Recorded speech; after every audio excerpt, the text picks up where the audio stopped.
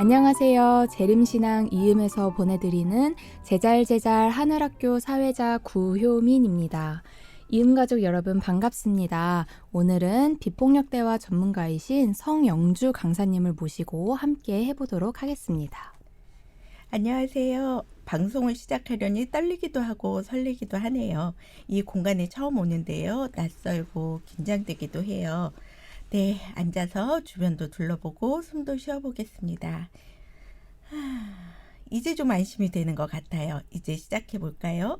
저는 연민의 대화, 공감의 대화를 나누며 실천하는 것이 곧 하나님의 온전하신 품성을 개발하는, 또 개발하고 닮아가는 과정 중에 하나라고 생각하는 비폭력 대화 활동가 성영주입니다.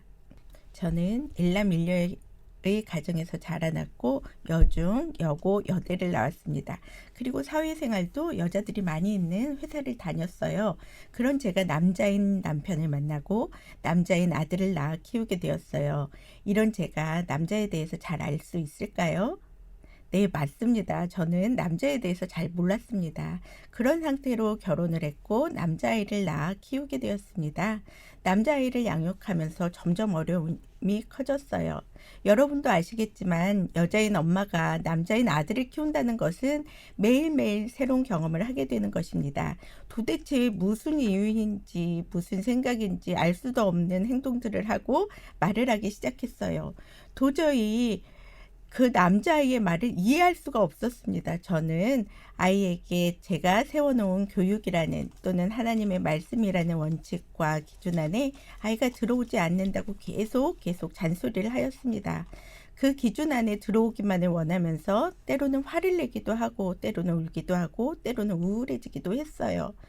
사춘기에 들어가는 아들과는 더 이상 대화가 되지 않았습니다. 나는 이렇게 애가 타고 있는데, 노력하는데 왜 아이는 내 말을 듣지 않고 있지?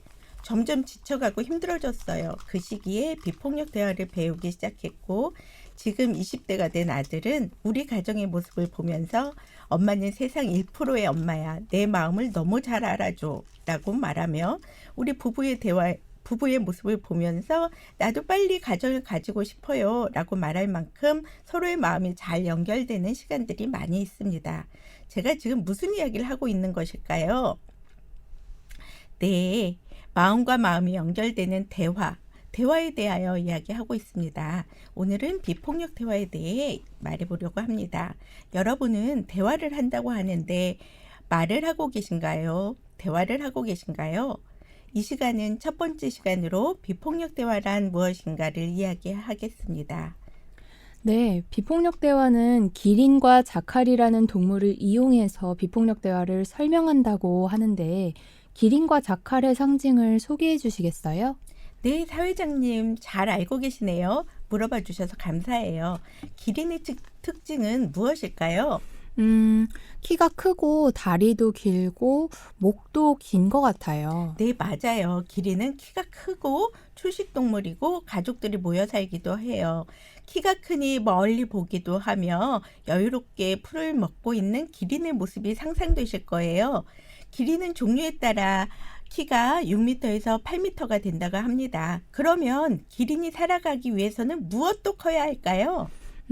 글쎄요. 살려면 피가 잘 돌아야 되는데 그러면 심장도 클까요? 네, 맞아요. 심장이 아주 커요. 그래서 기린은 심장이 큰 동물이고 웬만한 일에는 잘 놀라지도 않는다고 해요. 우리의 표현 중에 심장이 벌렁벌렁해, 가슴이 철렁했어, 가슴이 설레어요, 심장이 쫄깃해요, 이런 말들을 하고 있지요. 비폭력 대화에서는 가슴에서 가슴으로 연결하는 것이 중요하기 때문에 큰 심장을 가지고 키가 커서 높고 넓은 시야를 가지고 있는 초식동물로 평화롭게 살고 있지만 공격을 받거나 어린 기린들을 보호할 때는 크고 힘센 발굽으로 자신들을 돌본다고 해요. 또 기린은 아카시아 나무를 먹고 사는데 아카시아 나무에는 가시가 있어요. 가시가 있는 가지를 어떻게 잘 먹을 수 있을까요? 기린은 치매에 가시를 녹이는 성분이 있어서 가시에 돋친 가지도 잘 먹을 수 있다고 합니다. 우리도 가시 돋친 말을 듣게 되면 마음이 아프고 화가 나거나 속상한데 앞으로는 가시 돋친 말을 듣고도 연민의 마음으로 그 가시를 잘 녹여서 듣기를 바라는 마음이 있습니다. 이렇게 큰 심장을 가지고 산다면 우리의 마음이 어떨까요? 와, 큰 심장으로 살아간다니 듣기만 해도 든든하고 안심돼서 편안해지네요.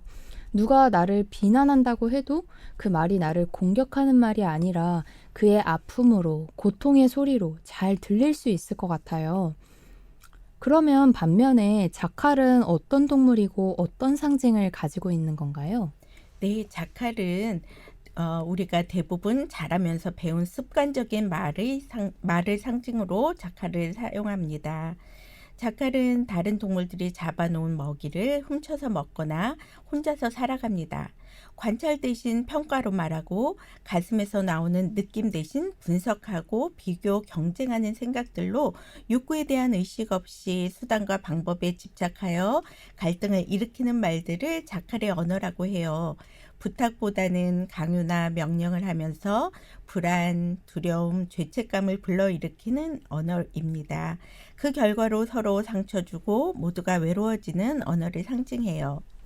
그러니까 기린말과 자칼말이 있고 기린말은 공감의 언어, 연민의 대화, 그리고 하나님께서 태초에 아담과 하와가 하던 대화의 방식이라고도 말할 수 있겠어요.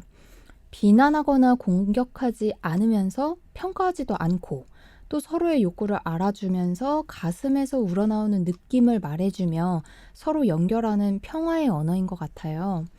점점 비폭력 대화가 흥미롭고 더 배우고 싶은 마음이 있어요. 어떻게 하는 건지 빨리 알고 싶네요. 네, 그러면 슬슬 대화의 방법을 배워볼까요? 우리 아가들이 태어나서 언어를 사용하려면 몇 년이 걸릴까요? 아가들이 태어나서 엄마, 아빠, 맘마라고 말하기 시작하는 시기는 생후 8개월 이상이 돼야 하고 생후 18개월이 되어야 두 단어 이상으로 말하면서 대화로 소통이 시작되는 걸로 알고 있는데 또 6살, 7살은 되어야지 자신이 하고 싶은 말을 문장으로 말하기가 되지 않을까요? 맞아요. 그래서 비폭력 대화를 배운다고 해서 바로 적용되는 것은 어려운 일입니다. 시간이 필요해요. 그러나 우리의 의식이 연민의 마음, 사랑의 마음의 의도만 있어도 그것은 연민의 언어라고 말할 수 있어요. 우리가 아무 말 하지 않아도 눈빛만 보아도 에너지가 느껴지잖아요. 그래서 비폭력 대화는 대화법을 배우는 것도 중요하지만 그 의도, 우리의 마음이 어디를 향해 있느냐도 중요합니다.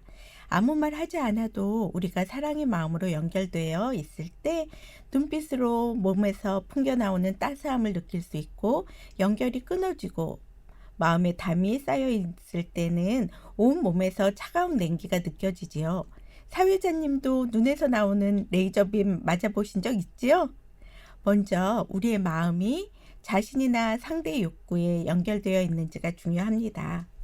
네, 레이저빔 맞아본 기억이 나네요. 말하지 않아도 분명 전달되는 게 있어요. 대화의 시작은 우리 마음이 어떠한가를 먼저 확인하는 것이 정말 중요한 것 같아요. 내가 저 사람과 계속적으로 관계를 맺을 것인지 아닌지, 내가 이 상황에 대해서 더 말하고 싶은지 아닌지가 되게 중요한 것 같아요. 말하고 싶지 않을 때 말하게 되면 관계가 더 불편해지는 경험을 했던 기억이 났어요. 네, 그래서 우리는 하나님께서 말씀하신 인간 본성에 사랑하는 말을 하면 되어요. 참소하는 말, 불평하는 말, 누군가와 비교하는 말을 멈추는 연습이 필요하고 그 대신에 관찰로 말하고 나의 느낌과 상대의 느낌, 나의 욕구와 상대의 욕구에 주의를 기울이고 서로의 삶에 기여할 수 있도록 방법들을 찾아 나갈 때 우리 안에 참 그리스도인의 모습이 보이는 것 같아요. 방법은 간단합니다. 평가 대신에 관찰을 말하고 생각 대신에 느낌을 말하고 수단과 방법 대신에 욕구를 표현하고 그것을 이루기 위해서 강요가 아닌 부탁으로 대화하기. 이렇게 말하기 시작하면 할 말이 많이 줄어들게 됩니다. 사람을 해석하고 분석하고 추측하는 것이 줄어들고 그 사람이 무엇을 말하는지 느낌을 찾아보고 무엇이 중요해서 저 말을 하는지 그 마음에 초점을 두는 것이지요. 마음에 초점을 맞춘다는 말이 참 좋은 것 같네요. 네, 비폭력 대화의 첫 번째 요소는 관찰입니다. 평가가 들어가지 않은 관찰은 인간 지성의 최고의 형태라고 말하는 철학자도 있는데요. 우리가 처한 상황에서 우리의 느낌을 자극하는 어떤 일이 일어나고 있는지를 객관적이고 구체적으로 묘사하는 것입니다. 우리가 과학 시간에 관찰한다는 것을 공부하였는데 저도 현미경으로 양파 세포를 그대로 보고 그리라고 했던 과학 선생님의 말씀이 기억나요. 평가가 섞이지 않은 말, 구체적인 상황, 말, 행동을 보고 듣고 있는 그대로 표현하는 것입니다.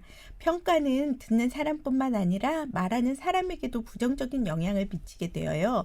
당신은 참 친절한 사람이에요. 사회자님, 제가 사회자님에게 참 친절한 분이시네요. 라고 말하면 사회자님의 속마음은 어떠신가요?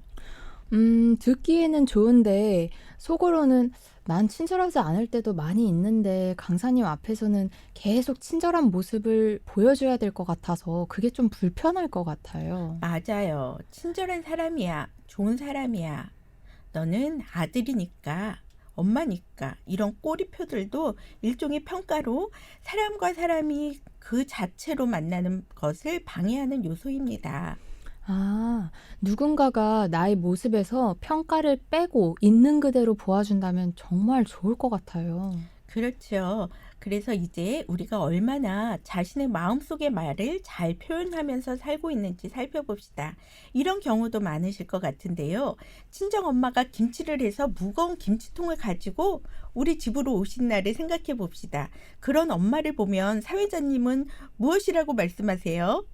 저라면, 아, 엄마, 무겁게 그걸 왜 들고 와? 다시는 이런 거 해오지 마. 나 사 먹을 거야. 라고 할 것 같아요. 그렇죠. 이 말을 들은 엄마는 뭐라고 말씀하실까요? 제가 엄마라면, 아이고, 먹으라고 힘들여서 해왔더니 내가 다시는 안 온나 내가 잘못했네. 이런 마음이 좀 들 것 같은데요. 네, 이런 대화들 많이 하셨을 거예요. 내 속마음과 표현하는 것이 반대로 나올 때가 많이 있죠. 그런데 그 말을 들은 딸의 마음은 어땠을까요? 사실 우리 엄마 힘들었겠다. 엄마 고마워요. 건강했으면 좋겠는데 마음이 아프다. 이런 마음이 있는 것 같아요. 네, 그런 마음이었을 거예요. 그 마음은 따뜻한데 표현은 어떻게 되었나요? 결과는 엄마와 딸 모두 마음의 상처를 받게 되겠지요. 그럼 비폭력 대화로 말한다면 어떻게 말할까요? 엄마가 무거운 김치통을 들고 오는 것을 보니 관찰, 너무 속상해 느낌. 나는 엄마가 힘들지 않고 건강하게 오래오래 살았으면 좋겠어요. 욕구. 그러니까 다음에는 전화하시면 제가 가지러 갈게요. 부탁. 아이들과 전서방이 엄마 김치 너무 맛있게 잘 먹고 있어요. 엄마 너무 감사해요. 아, 같은 마음인데 너무 다르게 표현이 되네요. 간단하지만 마음이 연결돼서 따스함이 전달되는 것 같아요. 근데 조금 어렵기도 한 것 같아요, 선생님. 그래도 방법적인 것들을 알고 열심히 연습한다면 얼마든지 해볼 수 있겠다는 자신감도 같이 생기는데요. 근데 아직 조금 더 배워봐야 할 것 같습니다. 우리가 일상생활에서 대화를 할 때 비폭력 대화로 말한다면 어떻게 할 수 있을지 좀 더 예시를 들어주세요. 네, 사회자님 아들 역할 좀 해주시겠어요? 엄마와 아들이 대화하는 것 한번 해보면 좋을 것 같아요. 네, 제가 아들 해보겠습니다. 네. 엄마, 오늘 시험 봤어요. 그래? 시험 잘 봤어? 몇 개 틀린 것 같아. 몰라, 너무 피곤해요. 잘 못 본 것 같고요. 아이고, 그러니까 몇 개 틀렸냐고. 아이고, 그러기래 미리미리 공부 좀 하지. 커서 뭐가 되려고 그러니? 아, 뭐 먹을 거 없어요? 배고파요. 얘는 지금 엄마가 말하는데 왜 대답을 안 해? 아, 몰라. 짜증나. 뭉쾅. 이들은 말을 하는 것일까요? 대화를 하는 것일까요? 대화를 하고 있는 것 같긴 한데요. 그렇죠. 그럼 이렇게 한번 해볼까요? 음, 엄마, 오늘 시험 봤어요. 그래? 너 지쳐 보인다. 많이 피곤해? 좀 쉬고 싶어? 네, 어젯밤 늦게까지 공부했더니 좀 피곤하네요. 그럼 먼저 씻고 쉴래? 네, 그런데 엄마는 시험 결과가 궁금한데 말해줄 수 있어? 네, 쉬고 좀 이따 말씀드릴게요. 네. 앞에 대화와 뒤에 대화가 차이가 있으신가요? 네, 앞에 대화는 각자 자기 말만 하고 나중에는 저도 읽으면서 답답함이 느껴졌었는데 뒤에 대화는 서로 주고받는 게 편하게 들렸어요. 네, 맞아요. 이렇게 느낌을 추측하고 물어봐주고, 피곤해? 욕구를 알아주고, 쉴래? 부탁으로 서로 연결하는 궁금한데 말해줄 수 있어? 이렇게 말할 때 서로가 서로의 마음을 알아주는 대화를 하여 편안하고 서로의 행복에 기여하게 됩니다. 그래서 우리가 상대의 말을 있는 그대로 평가나 비난으로 듣지 않고 그대로 듣고 그 사람이 지금 어떤지 느낌을 추측하여 물어봅니다. 지금 좀 화가 나? 짜증이 나? 신나?